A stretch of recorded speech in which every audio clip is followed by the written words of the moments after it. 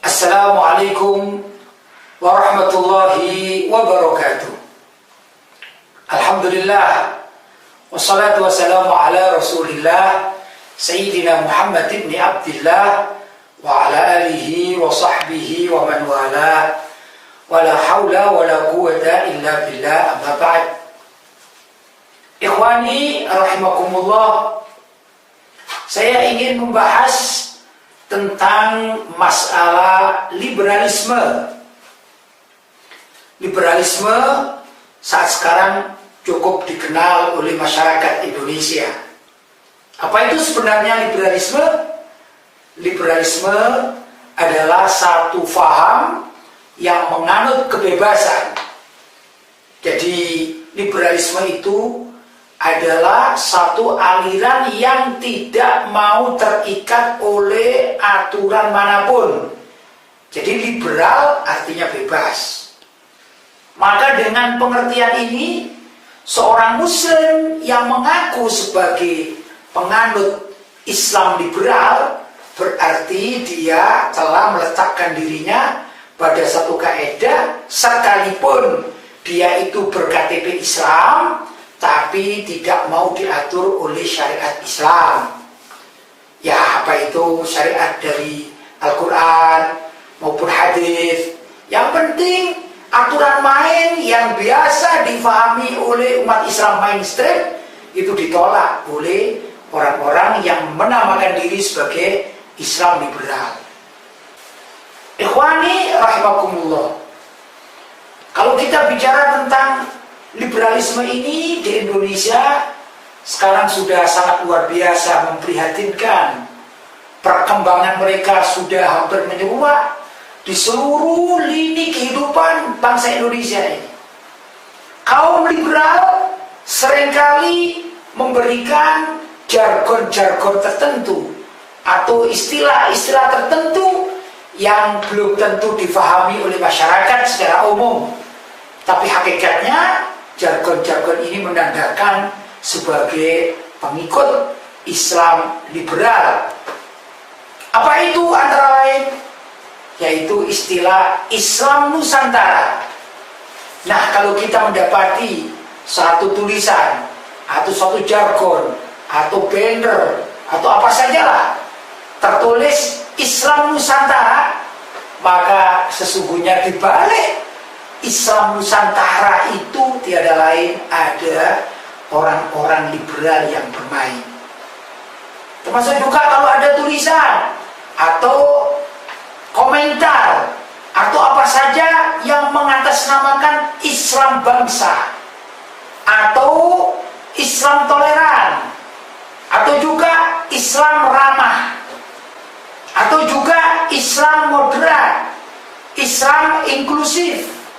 Nah, jargon-jargon semacam demikian sebenarnya adalah milik orang-orang liberal. Jadi umat Islam jangan tertipu dengan jargon-jargon semacam itu.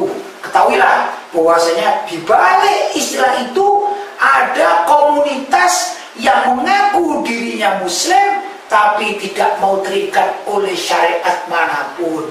Na'udzubillah min dzalik. Nah, liberalisme ini sebenarnya dulu sudah pernah dilakukan oleh iblis laknatullah tatkala Allah SWT menciptakan Nabi Adam untuk pertama kali. Kemudian Allah perintah kepada penduduk surga, yang mana saat itu penduduk surga itu terdiri dari para malaikat dan juga iblis hidup di surga. Banyak riwayat tentang hal ini. Bahkan menurut salah satu riwayat, ternyata para malaikat dan iblis yang ada di surga itu ribuan tahun menyembah Allah Subhanahu wa ta'ala. Namun tatkala Nabi Adam alaihissalam diciptakan oleh Allah, maka Allah menurunkan syariat sejak diciptakan Nabi Adam itu dengan firman-Nya, Wa idh qulna lil malaikati isjudu li Adam fasajadu illa iblis aba wastakbara wa kana minal kafirin. Tatkala kami Allah perintah kepada para malaikat, sujudlah kepada Nabi Adam, maksudnya fasajadu, maka para malaikat itu semuanya sujud mengikuti perintah Allah, mengikuti syariat Allah, yang mana memang syariatnya sepanjang itu. Illa iblis, kecuali iblis, aba wastakbara wa kana minal kafirin. Ternyata iblis ini aba, enggan, wastakbara, dan sombong, wa kana minal kafirin, dan iblis itu termasuk kafir. Sedangkan orang-orang kafir itu pasti masuk neraka. Ma'asyiral muslimin yang dirahmati oleh Allah, pengaruh liberalisme ini tadi saya katakan sudah menyeruak di negara kita. Bahkan sampai ke pemerintahan pusat itu ada tokoh-tokoh liberal yang bermain. Yang nyata adalah tatkala kemarin ada acara Isra dan Mi'raj Nabi kita Muhammad SAW yang diadakan di Istana Negara. Nah, orang-orang liberal main di situ.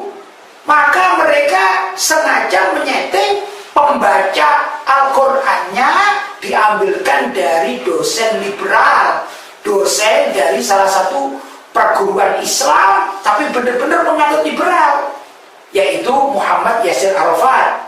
Kemudian dia melantunkan Al-Quran dengan langgam Jawa.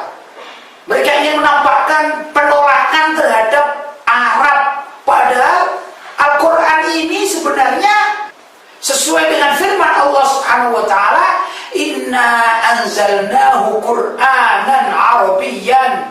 Sesungguhnya kami, maksudnya adalah Allah, menurunkannya, yaitu Al-Quran, Qur'anan Arabiyyan, sebagai Al-Quran yang berbahasa Arab. Berarti segala metode dan tata cara yang dipergunakan untuk membaca Al-Quran itu harus sesuai dengan bahasa Arab, langgamnya langgam Arab, demikian dan seterusnya. Tapi intrik-intrik kaum liberal sengaja ingin menjawaisasi Al-Quran. Maka mereka sengaja menampilkan qiraatul Quran di depan publik, bahkan di depan perwakilan dari seluruh dunia Islam yang ada di Indonesia. Tiba-tiba sang pembacanya yang liberal itu dengan intrik-intrik orang yang mengaturnya membacakan lagu Al-Quran dengan langgam Jawa. Ini sebenarnya adalah hasil dari produk liberalisme yang sangat berbahaya bagi kita umat Islam.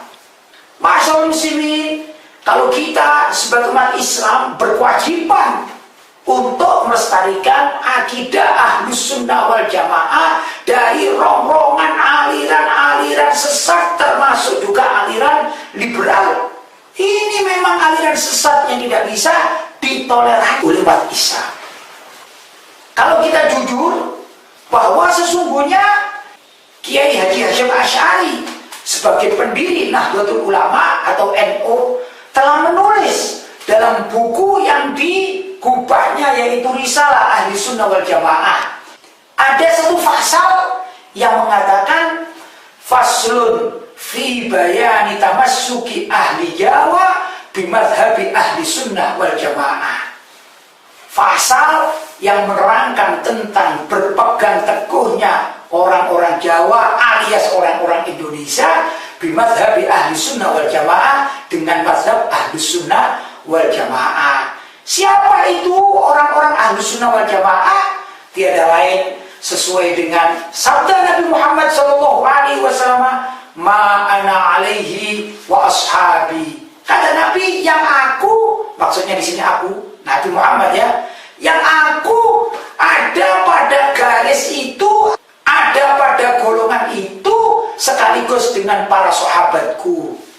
Jadi yang dimaksudkan Ahlus Sunnah wal Jamaah adalah satu golongan yang Nabi berada di dalamnya beserta dengan para sahabatnya. Nah, Nabi dengan para sahabatnya tatkala membaca Al-Quran, mereka menggunakan langgam Arab atau nagom Arab, bukan dengan langgam Jawa, tidak. Karena memang liberalisme itu bukan Ahlus Sunnah wal Jamaah. Perlu kita ketahui bahwasanya liberalisme itu konon menjadi kepanjangan tangan dari kaum orientalis.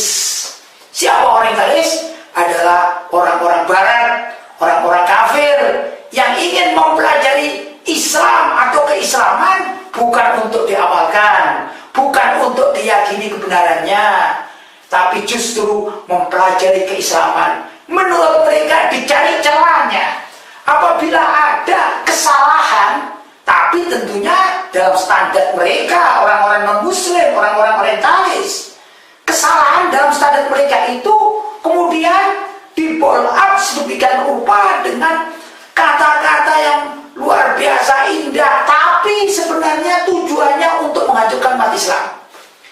Maka kalimat-kalimat kita tidak penting mengatakan bahwasanya agama Islam itu agama yang benar-benar harus mengikuti tradisi Arab. Karena agama Islam itu bisa lahir di mana saja, bisa konteksnya itu bebas. Mau dijawakan boleh, diinggriskan boleh, termasuk juga Al-Qur'annya. Mau pakai langgam Arab boleh, langgam Jawa boleh, langgam Madura boleh, langgam Minang boleh, langgam Inggris boleh, langgam Belanda boleh, bahkan langgam hip hop atau blues atau mungkin rock atau apa saja, dangdut. Itu kalau menurut Ade Armando, seorang dosen dari Paramadina yang benar-benar liberal, itu mengatakan boleh katanya dalam akun Twitternya. Ini pengaruh liberalisme yang sangat rusak akidahnya, dan mereka bertujuan untuk mendangkalkan akidah umat Islam Indonesia. Ini yang perlu diwaspadai, bahkan perlu dilarang serta dibumi hanguskan dari bumi Indonesia. Karena bumi Indonesia tiada lain adalah bumi Ahlus Sunnah wal Jamaah, yang mana bumi Ahlus Sunnah wal Jamaah itu konon pertama kali disebarkan adalah oleh ulama-ulama Ahlus Sunnah wal Jamaah, khususnya adalah para wali songo yang mengajarkan mazhab Indonesia adalah mazhab Sunni Syafi'i, yaitu Ahlus Sunnah wal Jamaah berfikih Syafi'i.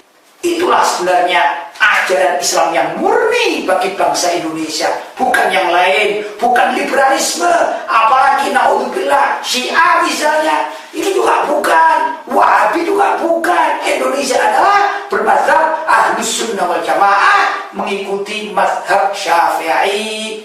Itu sebenarnya yang harus dilestarikan oleh bangsa Indonesia. Ma'asyiral muslimin, mudah-mudahan apa yang saya sampaikan ini ada manfaatnya, dan bila mana ada kekurangannya mohon maaf yang sebesar-besarnya. Hadza walafu minkum. Wassalamualaikum warahmatullahi wabarakatuh.